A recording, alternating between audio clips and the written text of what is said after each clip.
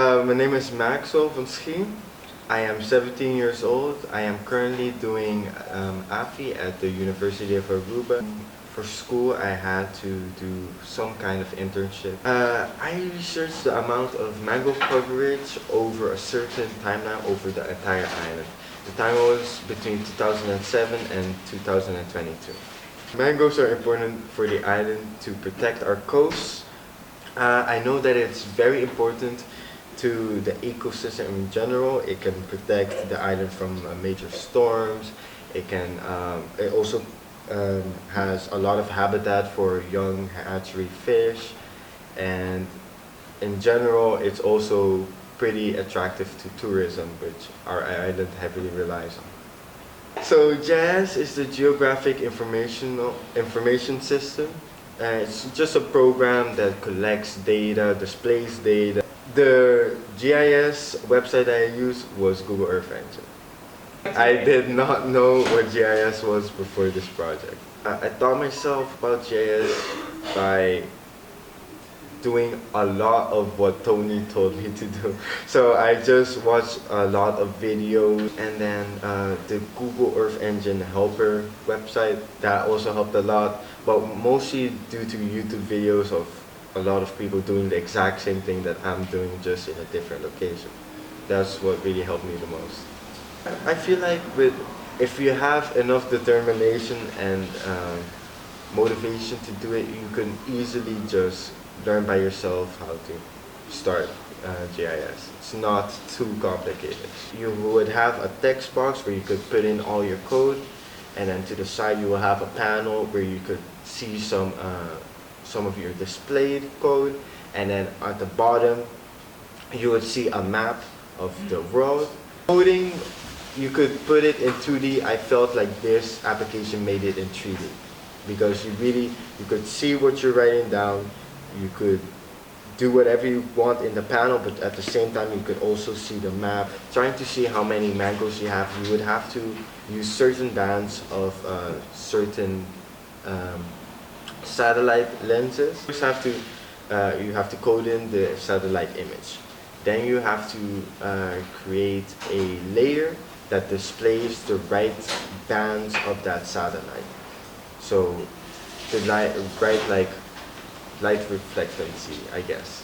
What happens is whenever you have the right bands, you can make it into a layer, and then whenever you display the layer, if you have the right amount, the right bands, of course, then it would isolate all of the mangroves. So it looks at the color of the leaves basically, and then it displays it, and then you see it like orange dots or rusty orange. It can slightly see a difference, but you have to also add training data so that it knows to look where to look. Because if you just add a whole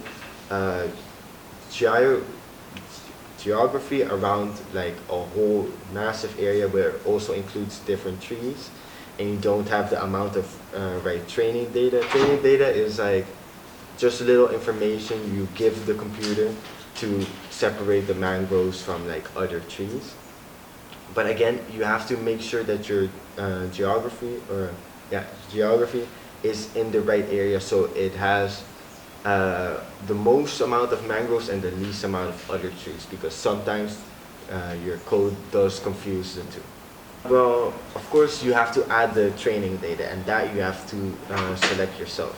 So whenever you check on the map, hopefully you know the area that you're trying to calculate the amount of mangroves, so you know an estimate where there would be mangroves, where there wouldn't be mangroves, and then you would just select the areas that there would be mangroves, and if you see on the computer it selects an area that it thinks are mangroves but you know they're not, you would have to also select those areas and tell the computer that it's not mangroves, so that it would know the difference. After you add some points of training data, then it calculates it all by itself. So you don't select all the mangroves that you know are there, you just select some that you're 100% sure are there, but also if you know that there's an area that it lights up, and you know it shouldn't light up, you gotta tell the computer, don't light up there, and then the rest should be good.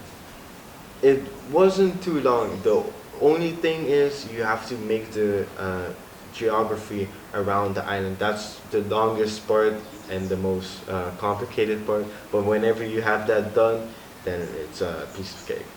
The areas that have most mangroves on Aruba is Parquítabos and the Spansa Bajo. In the years from 2007 and 2022, I saw that mangroves actually increased a lot. And then after, I'm pretty sure around 2018, it started decreasing now. And then very unregular. It's not really following a pattern. But maybe we just have to have more information for a lot more years to notice a pattern, but so far I can't see one. You need data because it's important to have data. You would want to know if the mangroves are really decreasing at an alarming rate. It should be already scary to know that you do not have that information at hand in case you didn't start notice a rapid decrease in mangroves. Then it might be already too late. The ocean's actually very important to me. From a very young age, I've always been around the water, but I feel like most kids on the island are like that. I started fishing when I was around 3 years old, and I haven't stopped since then. I also do a lot of water sports and sports that are on the beach, for example, beach tennis. I sail a lot of different boats. I free dive a lot. I'm thinking about getting my PADI license to start scuba diving. I really live around the water. The ocean's really important to me. So whenever I'm at Terestrati, I see a lot of different fascinating fish, and I also see a lot of sea turtles, which are very common there. And I just think that's a beautiful sight to see. Most of the corals are bleached or dying or already dead. And I was shocked because I never noticed this before. I've always been in the water, but I thought the corals were supposed to look that way because I've never seen anything different. And I think that really says about how much we should start caring about our environment, because if you know, kids like me grow up to think dead coral is actually alive, I feel like you would notice that there is something wrong, you know? I actually have some code to just calculate how much mangroves you have on just different areas. And I have a little planner to basically tell you, to guide you through what you have to do. So if you'd like, you can just go to the website, science.benchies.com, and you can just copy paste my code and just follow the steps. Science is cool.